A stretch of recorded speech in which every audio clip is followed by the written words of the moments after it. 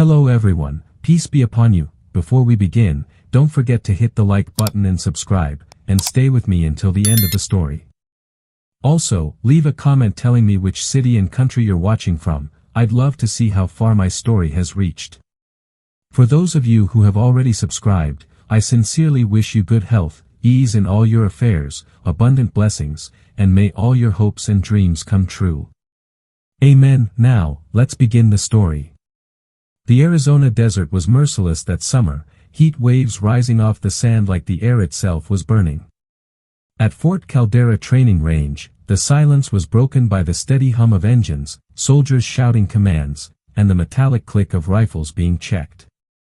Dust swirled through the camp as anticipation hung thick in the air.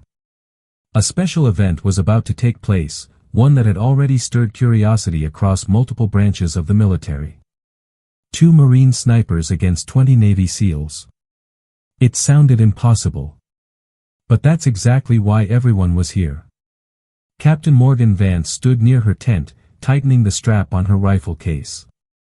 Her expression was calm, almost too calm for someone about to face 20 elite operators. Her partner, Lieutenant Riley Monroe, crouched nearby, checking ammunition with fast, precise movements. The two had worked together for years, their coordination seamless, their communication often wordless. They didn't talk about proving themselves anymore.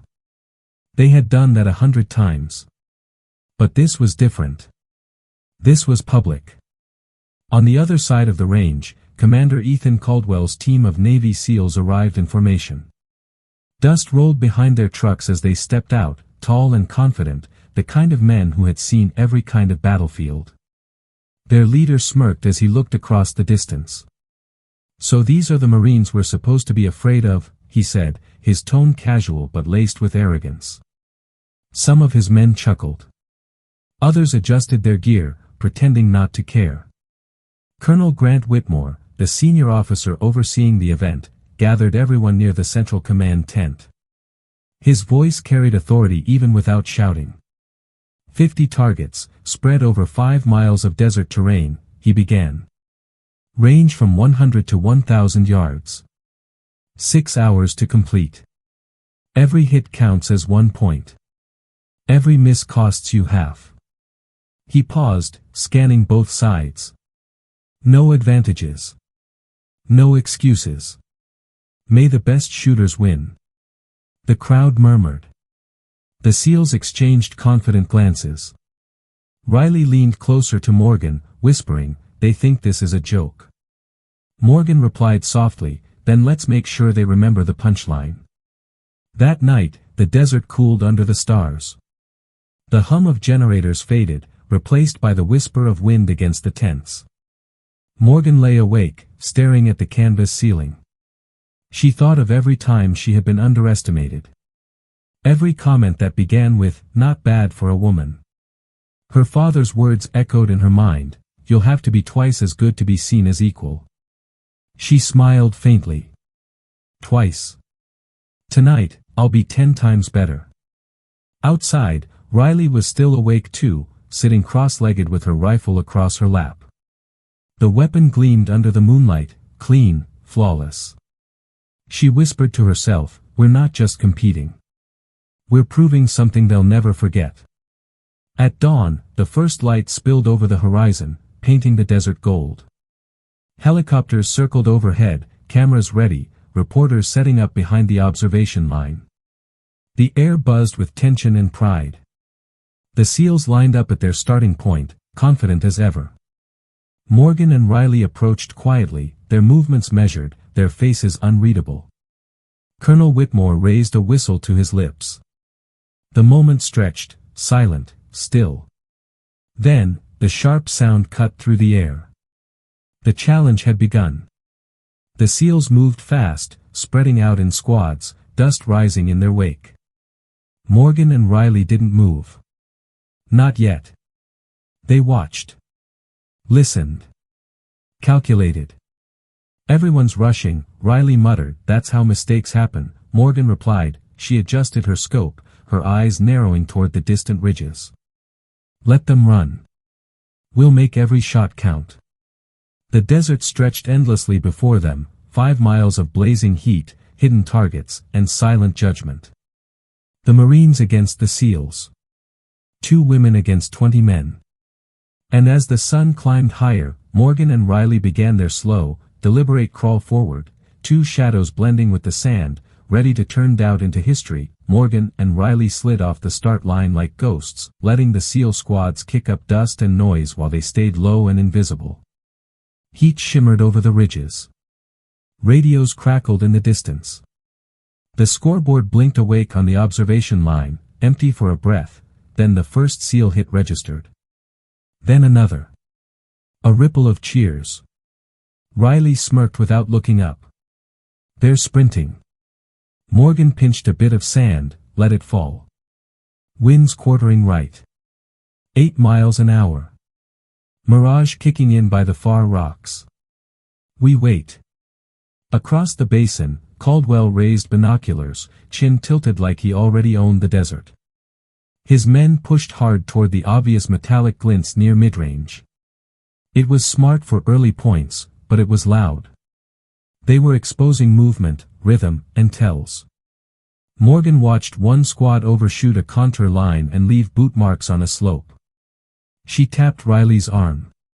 Free lesson. Target cluster, 650 yards, left of that dead yucca. Riley settled, exhaled, and touched the trigger. The sound was a tight crack that disappeared into the heat. The first plate winked. 1, Riley said. Morgan shifted a hair. 2. Her shot landed a beat later. The board ticked for the Marines. A quieter ripple on the ridge. Caldwell didn't flinch, but he adjusted his teams faster now, splitting pairs to sweep edges. Dean Harlow jogged a wedge formation along a rock spine, signaling his shooter to take a long try into a shimmer. The round went wide. Half-point penalty flashed red. Frustration bled into their pace. Riley's voice dropped. They're going to force tempo. Morgan's tone stayed even. Let them pull. We steer. Colonel Whitmore walked the line behind the cameras, saying nothing, eyes scanning both sides. The sun climbed. Heat pushed down like a hand. Sweat ran into brows. Morgan and Riley moved inches at a time, crawling to a low berm that cut sightlines without cutting options. Morgan flicked her range card, adjusted .3 mils for mirage drift, then passed the shot to Riley with a small nod. Crack. Another clean hit, high right quadrant. The board bumped again. Early conflict arrived not with a roar but a timer. A runner from ops shouted the mark, 5 hours left. It sounded generous until you did the math, 50 targets, shifting wind, shifting light, a 5-mile chessboard. Caldwell heard it too. He signaled, flood the mid-lane and collapse the outer ring. If he harvested fast, he could build a cushion and ride it. 3 more blue ticks hit the board for the SEALs. Another. Spectators leaned forward. Riley steadied on a 780-yard plate that danced inside a mirage. This one's ugly. Morgan measured the boil in the image and shook her head. Hold. They'll chase. We'll harvest uphill where mirage is thinner. She pointed to a broken ridge to the north. Getting there meant crossing a shallow wash, exposed, crunchy gravel, terrible sound signature. They waited for a helicopter to pass, used the rotor thump to mask their slide, then slipped through the wash like shadows. At the ridge, they split by 15 paces, watching angles. Riley whispered, 3 tucked in the rocks, 750 to 800. Wind just shifted, 9, maybe 10. Morgan dialed, counted her breath, and let the world narrow to reticle and rhythm. Crack. A plate jolted. Riley's followed, then Morgan's third on the far left. 3 hits, no deductions. The board blinked, Marines up a notch. Caldwell finally saw the pattern, deliberate, surgical, 0 waste. He didn't like it. He pointed Harlow's element toward a flanking line meant to trap the Marines into shooting the hardest targets early. A bait. Riley spotted the movement, the way helmets bobbed in a predictable cadence behind a rock wave. "He wants us to burn shots," she said. Morgan's reply was a whisper. "We don't chase bait. We erase leverage." She pivoted to a different lane entirely, grabbing a clean mid-range set that would matter later when fatigue hit. 2 more hits. The crowd started to notice the contrast. The SEALs were stacking quick points but bleeding halves on the edge. The Marines' column ticked slower, steadier, never backward. Pressure shifted. Caldwell pushed harder, compressing his squads to sweep a canyon mouth near the center. It was a calculated risk, tighter formation, faster scoring, bigger sound. Riley tasted dust on her tongue. "They're bunching." Morgan checked wind again. "Good. Bunching makes patterns. Patterns make math." Ops called another time mark. 4 hours left. The sun felt meaner now, bouncing off pale rock, punching through fabric. Riley's shoulder throbbed from prone holds. Morgan's elbows burned. They didn't talk about it. They just moved, plotted, and fired only when the math said yes. A brief lull, then the board jumped blue, blue, blue. Caldwell's canyon push paid off. For the first time, the SEALs took a visible lead. Riley swallowed. "They're ahead." Morgan slid her cheek back to the stock, voice level. "Not for long." She pointed at a barely visible glint half buried in sand, downhill, 640 yards, offset by a heat river. "Left edge hold, point too low." "Take it." Riley trusted the call. Crack. The glint died. Morgan immediately transitioned to a near twin on the opposite side, stealing back momentum with a mirrored shot. 2 greens blinked onto the board before the cheers for blue even faded. Caldwell lowered his binoculars. For a second his expression changed, annoyance, then respect, then resolve. He signaled something new, staggered pushes, false pauses, make the desert lie. Conflict stopped being friendly. It turned into professional pride versus professional patience. Whitmore finally spoke into the net, calm as ever. "All teams, maintain safety lanes. Continue. Translation, keep it clean, but nobody's saving you from the clock." Riley rolled her shoulders. "We pick our fights." Morgan's mouth curved just a little. "We pick our wins." They dipped off the ridge and faded into a shallow seam of shadow, the heat roaring over their backs, the clock chewing minutes, the board flickering like a heartbeat. Far ahead, the canyon's mouth waited, bright, loud, and full of points that could decide everything. And for the first time all morning, the wind began to turn. A cool push from the northwest slipped across the basin, curling dust off the flats and bending heat mirage in new directions. Morgan felt it on her cheek and recalculated without looking at the card. 9 to 11, variable gusts, she said. Riley steadied her breathing and watched the reticle wobble. "We'll get drift on the long ones." Morgan nodded. "So we take the ones that punish speed." Down by the canyon mouth, Caldwell's squad slowed, then surged in staggered bursts, stop, feint, explode forward. It was clever. He was trying to make the desert lie and make the Marines guess.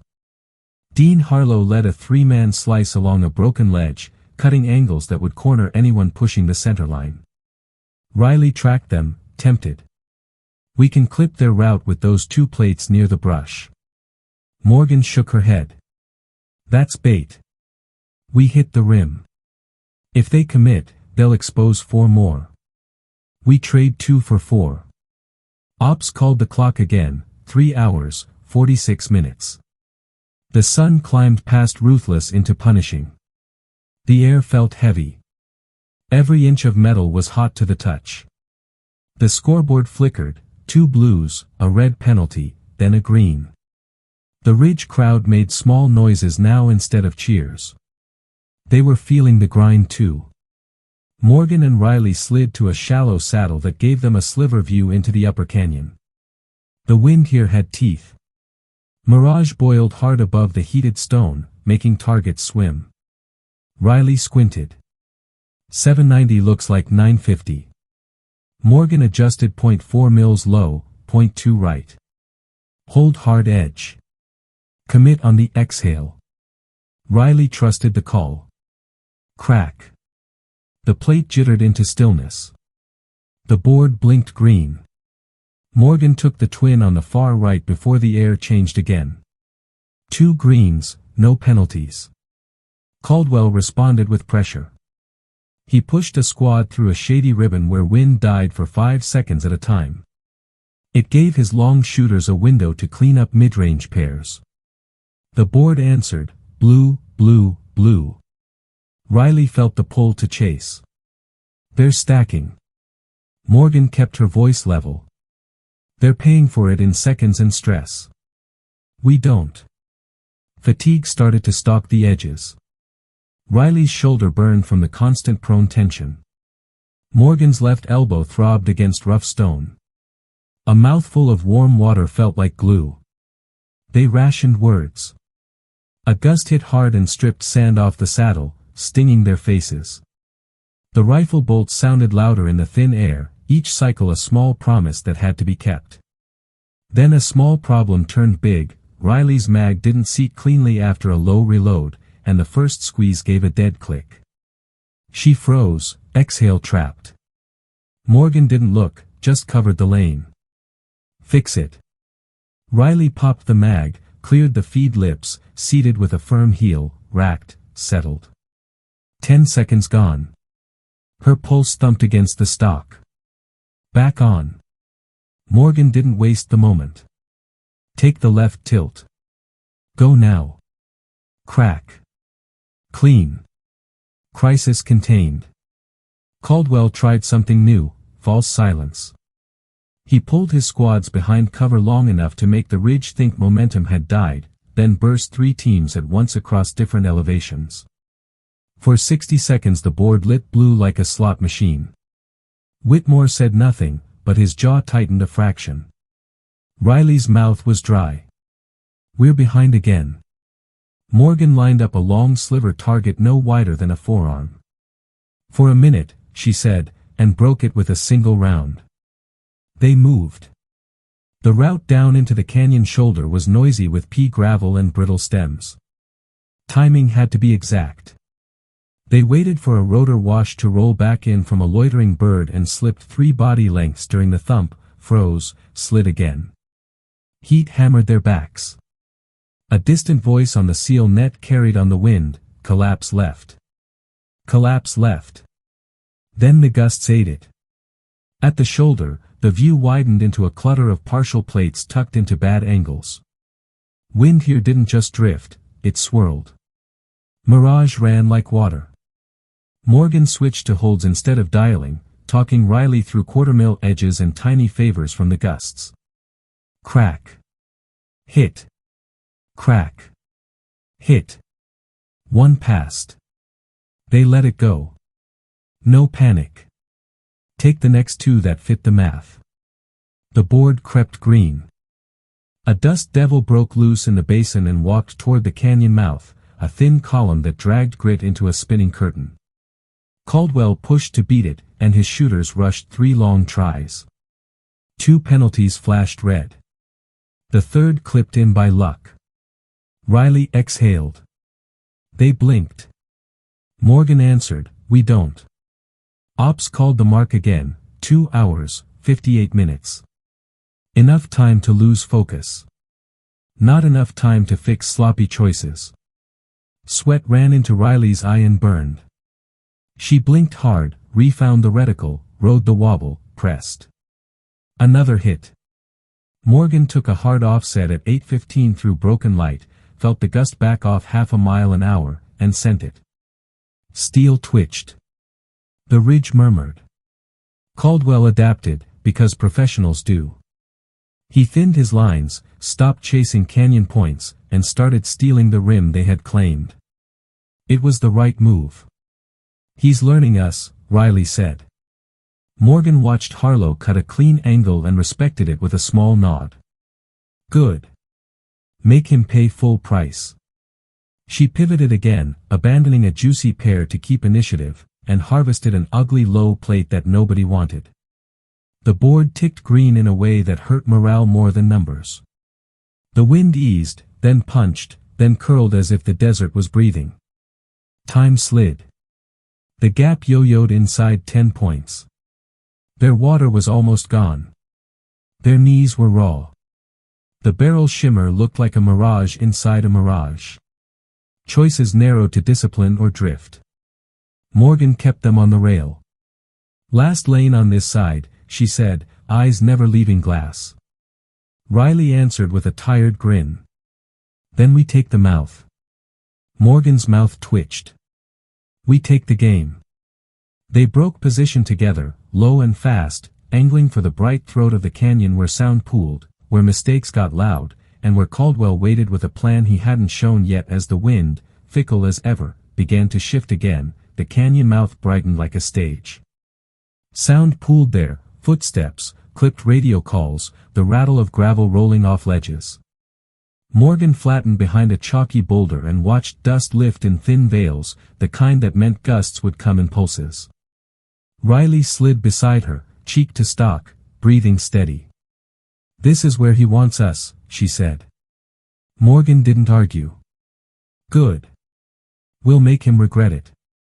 Caldwell's plan showed itself in pieces. One squad hugged the high shelf to cut their exit. Another ghosted the wash to press the middle. A third held back in false cover, waiting for a tell. Harlow's wedge anchored the push, disciplined for once, heads low, rifles quiet. It wasn't reckless. It was tight and mean. The scoreboard tightened too, blue, then a disciplined pause. He wanted the Marines to shoot first into bad wind and ugly angles. The gust hit sideways and hard. Mirage flipped. Echoes warped. Morgan switched from dialing to pure holds and talked Riley through the wobble. Quarter right. 2/10 low. Don't chase the shimmer, brake on the low. Riley counted her breath and pressed. Steel twitched near the wash. Green blinked on the board. Caldwell moved a hair too soon and his long gun punched at a dancing sliver. Mississippi red flashed. Then blue as his second shooter corrected. Ops called the time, 2 hours, 6 minutes. The heat had a bite still, but air at the canyon lip cooled in bursts. With each gust the dust went from lazy curtains to sharp sheets. A shape of weather was building beyond the far ridge. Whitmore saw it first, a pale wall on the horizon. He said nothing. Professionals learn from quiet. Caldwell shifted again, compressing lanes until Morgan and Riley had to choose between a noisy retreat and a noisy fight. Morgan chose neither. She slid them 5 yards into a pocket that killed echo and raised their view by inches. It gave 2 clean plates that weren't obvious until you lived in the glass. Riley took the first. Morgan took the second. The board climbed green without drama, the kind of scoring that hurts morale because it looks easy. Then the desert changed. The leading edge of the sandstorm arrived like a rumor, thin grit on the teeth, a dry hiss in the ears, sunlight turning flat. Wind swung north-northwest and jumped 10 miles an hour in a breath. Caldwell tried to surge before visibility tanked. Harlow's wedge broke cover and pushed the wash. The first long shot out of their line went true. Blue. The next 2 rushed. Red. The storm punished speed. Morgan licked grit off her lip and smiled without humor. Our weather, she said. Riley nodded, eyes wetting from sand. They switched to shorter holds, cut their cadence, let the gusts set the rhythm. Crack. Pause. Crack. Each round rode the lull and landed. The board answered green, steady as a heartbeat while blue flickered and bled halves. Visibility dropped another notch. Radios turned scratchy.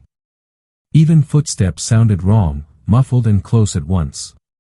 Caldwell adapted, of course he did, ordering teams to freeze and feel the wind with their faces, then shoot only into stable patches. Smart, but stability lasted seconds. Morgan used those seconds better. She stole a pair hidden under a lip no one else could see through the haze. Riley cleaned a plate at 7:40 by trusting a hold she couldn't fully see, only feel. Ops called 90 minutes. The world was orange-gray now. Cloth flapped, flags snapped somewhere unseen, and sand found every seam in gloves and stocks. Harlow slid low to flank, trying to pinch them against the shelf. Morgan anticipated the angle and chose pain over safety, grinding her elbows into rock to get a flat rest. Left edge, .3 low. Now. Riley sent it. Hit. Harlow's element hesitated, then shifted right and exposed a mirror plate. Morgan broke it before they could change their minds. The board swung. For the first time since the push began, Green pulled ahead and stayed.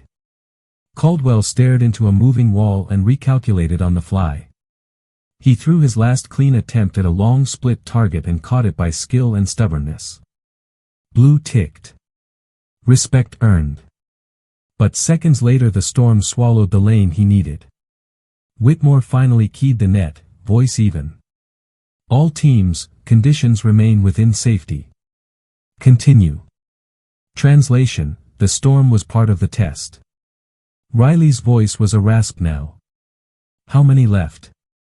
Enough to win, Morgan said. And enough to lose if we get cute. They slowed even more. No hero shots. No chases.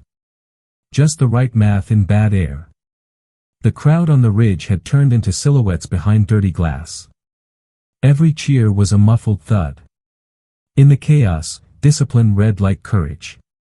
Caldwell tried one last trick, silence again, hoping the Marines would fill it with a mistake. Instead, Morgan used the hush to hear a tiny rattle of a plate on the far lip, the kind of clue you only earn by staying calm. She pointed with her chin. Riley took it clean. Green. The storm thickened, then steadied. The canyon mouth was theirs now, not because they owned more guns, but because they owned the tempo. And somewhere inside the grit and wind, with the clock grinding down, the balance of the entire match tipped for good or not, the clock still chewed seconds, and the storm didn't care about anyone's momentum. Morgan kept the tempo slow on purpose, forcing each shot to ride the same steady rhythm that had broken the canyon push. Riley mirrored her cadence, working holds instead of dials, letting the wind settle before she pressed. Green ticks stacked without drama. Blue flickered, then stalled. The ridge, half blind behind grit, sensed it anyway. The noise changed from cheers to a low, steady buzz, like everyone was holding air in their lungs. Ops called it 60 minutes. Caldwell shifted to damage control, pulling his long guns out of the worst mirage and hunting for mid-range pairs he could clean without penalties. It was the right move. He grabbed 2 quick blues and a third after a long pause. Riley saw it and didn't chase. They're trimming losses, she said. Morgan nodded. So we don't give them a gift. Nothing cute. Finish the board. They backed off one ugly sliver target that was wasting time and went hunting for value. Morgan found it first, a half-buried plate at 660 just beyond a scrub line. It hit under the gusts like a heartbeat. On the lull, she said. Riley waited through 2 bad pulses, then took it on the third. Hit. Green. Morgan shifted 15 degrees and stole a twin the seals had abandoned when the wind spiked. Another green. The gap widened by numbers and by feeling. Caldwell sent Harlow on a last sweep, not reckless, just professional pride pushing for any honest point left on the field. Harlow earned 1. Blue ticked. Then he ate a half on a rushed try when the gust faked him out. His jaw set. He slowed, recalibrated, and took an easier plate clean. Blue again. Respectable. Not enough. Ops called 30 minutes. The storm's edge softened. Light came back in dull layers. The air stayed mean but predictable. That was worse for anyone who wanted chaos.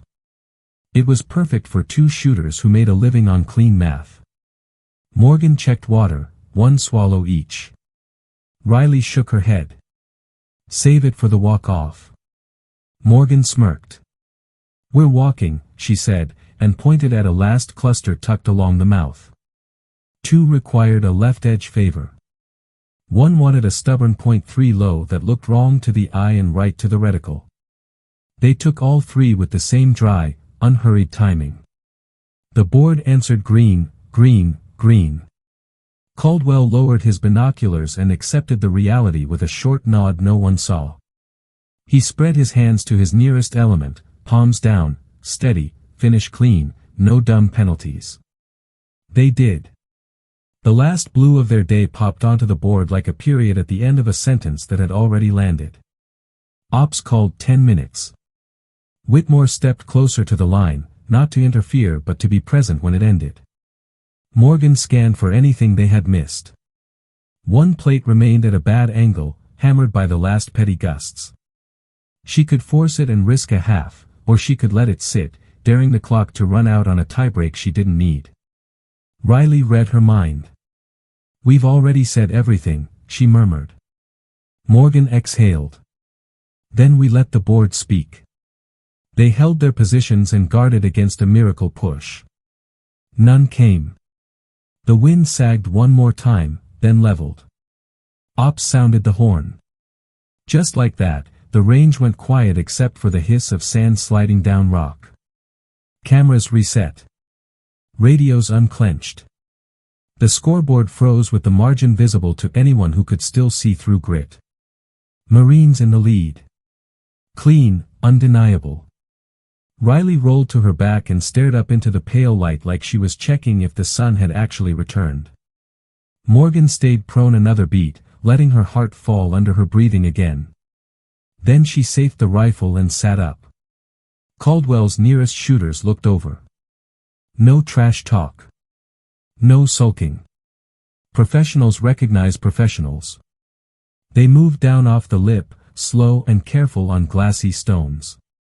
Whitmore met them halfway, dust on his sleeves, voice even. That was textbook under conditions that were not.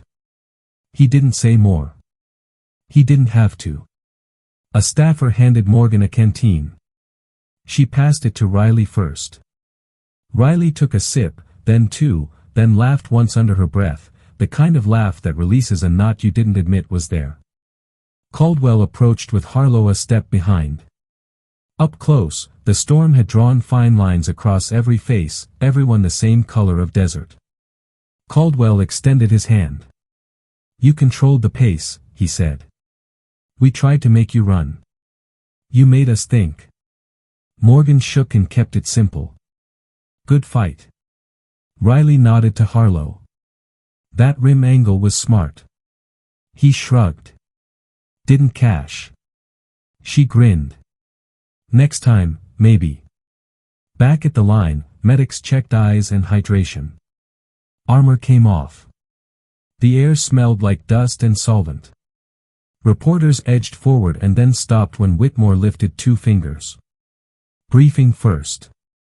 Talk later. The numbers were read out cleanly, including deductions. No controversy. No asterisks. The spread wasn't huge, but it was steady from the point the storm hit. That told the whole story. Riley leaned on her pack, shoulders finally dropping. You believe it now? She asked, half teasing. Morgan looked at the board one more time, then at the field that had been loud and was quiet again. I believed it when we chose not to shoot the dumb ones, she said. Everything after that was just work. Caldwell gathered his team and gave them the only speech that mattered, what they did right, what they did wrong, and what would change in the next iteration. No excuses. Harlow listened hard, eyes still on the desert like he was replaying angles one more time. Whitmore closed the book with a small snap. Training value is high, he said. We'll write it up. Everyone will learn something from today. He glanced at Morgan and Riley. Especially about tempo. Then he turned and let the range be a range again. The storm settled into dust. The light went flat, then clean. Gear went back into cases. Boots found the same old creaks they always do after a long day. Morgan and Riley slung rifles and walked toward the trucks without ceremony. No victory lap. No speech. Just two shooters who had kept their heads while the wind tried to take it from them, letting the results sit where everyone could see them. They didn't need the last shot. They had already made the one that mattered most. The decision to win slow followed them off the range and into the after-action room where everything was fluorescent lights, whiteboards, and tired faces. Boots thudded across the concrete. Gear clattered into bins. A medic flushed sand from eyes and checked skin for grit rash. Morgan set her rifle on the table and wiped the bolt face with a calm that matched the scoreboard. Riley drank water like it was a job and finally let her shoulders drop. No speeches. No cheering. Just recovery and process. Whitmore walked in with a clipboard and a voice that could level a room without getting loud. "We'll keep this clean," he said. "Facts. Choices. Lessons." He ran through the numbers first, including every deduction and the time splits before and after the storm. The pattern was obvious even without commentary. The gap started small, stayed small, then edged wider when the wind got ugly and one side refused to chase. "Discipline under variable conditions," he said. "That's it." He checked the two Marines, then the SEALs. "Questions can wait. Take notes." Caldwell stood near the back with Harlow and two long gunners. He didn't hide the frown, but it wasn't anger. It was focus. "We overcommitted to mid-lane before the gust stabilized," he said to his team, not to the room. "We paid halves for speed and taxed our shooters' heads. That's on me." Harlow nodded once, jaw tight, owning his misses without excuse. Then he wrote down 3 adjustments for next time. Professionals learn quick. A public affairs officer tried to stage a quick camera hit in the hallway. Whitmore waved it off until the debrief finished. When he finally allowed it, it was short and simple. A reporter asked Morgan if today was about proving something beyond the board. "It was about doing the work right," she said. "Pace, math, timing. That's all." Riley added, "We trusted each other, and we didn't let the wind pick the shots for us." Then they stepped away before anyone could box them into a slogan. Back outside, the desert looked almost normal again, flatter light, slower air, color back in the rocks. The range crew walked the lanes to recover plates and verify hits. One tech held up a target with 2 clean impacts inches apart. "Same shooter?" he asked. "Different," Riley said, grinning. "But I'll take the compliment." At the trucks, Caldwell approached. Up close, without the storm, everyone looked like themselves again. He offered a handshake to both Marines. "You didn't let us drag you into our plan," he said. "You kept yours." Morgan answered, "You made us earn it." "That's the point." He cracked a brief smile. "Next time we steal your tempo." Riley shrugged. "That's the game." It landed as respect, not swagger. The formal brief rolled into a chalk talk. Whitmore drew a crude map of the canyon mouth and circled 3 decision points. "Here's where aggressive doctrine eats penalties," he said to the room. "Here's where patience becomes a weapon. And here, this is where they passed a bad shot and gained time they later spent on 2 good ones." He turned to the 2 Marines. "The pass was the win." Morgan nodded. "We practice passing as much as pressing." A few heads lifted at that. It wasn't a motivational line, it was a habit. As the sun dipped, the air cooled into something human again. People walked a little looser. Reporters got their quotes. The crew stacked barriers. The scoreboard went dark. Riley leaned on the tailgate and looked back at the long, broken line of the range. "Think anybody out there believed it before it happened?" she asked. Morgan zipped her case. Doesn't matter. Belief is a spectator. Work is the event. Riley laughed. Put that on a t-shirt. Morgan shook her head. Please don't. A young corporal from a different unit hesitated near the truck, then stepped closer. Ma'am, that was. I learned a lot. He didn't finish the sentence, which said more than a speech. Riley told him the one thing that would actually travel: don't let conditions make your choices. Make your choices fit the conditions. He nodded like he'd write it down later and actually use it. Whitmore signed the training log and closed it with his usual small snap. Curriculum update will go out this week, he said. Live fire decision drills. Tempo control under induced chaos. Cross-branch pairs. He looked at Morgan and Riley. You two will run the first block. It wasn't a request. They said yes because that's how the system improves. Today becomes tomorrow's baseline. By the time the trucks rolled, the desert was quiet again. The storm had moved somewhere else to bother someone else. The range lights clicked off one by one. Morgan drove, steady hands on a dusty wheel. Riley watched distant taillights and replayed the day in straight lines: wait, move, hold, brake, pass, brake. No heroics. No lucky shots. Just a chain of correct decisions that survived heat, wind, and pressure. Near the gate, security waved them through and offered a thumbs up they pretended not to notice. Outside the wire, the road flattened and the night opened wide. Riley finally broke the silence. You ever think about the first time somebody told you to slow down? Morgan smirked. Every time I don't. Riley nodded, satisfied. Good answer. Back in quarters, rifles came apart and went into clean cases. Sand came out of boots and hair. A shower felt like forgiveness. Morgan texted a 2-word update to no one important to the story, all good, and put the phone face down. Riley fell onto the bunk sideways and kept talking through a yawn. We should codify those pass calls. Make it a drill. Make it a language. Morgan said, tomorrow. Tonight we sleep. Before lights out, the hallway went quiet except for a rolling cart and short footsteps. Somewhere down the hall, someone laughed at something that wasn't related to heat, wind, or targets. The base exhaled. The day folded itself up. Lessons rarely feel like slogans when you earn them.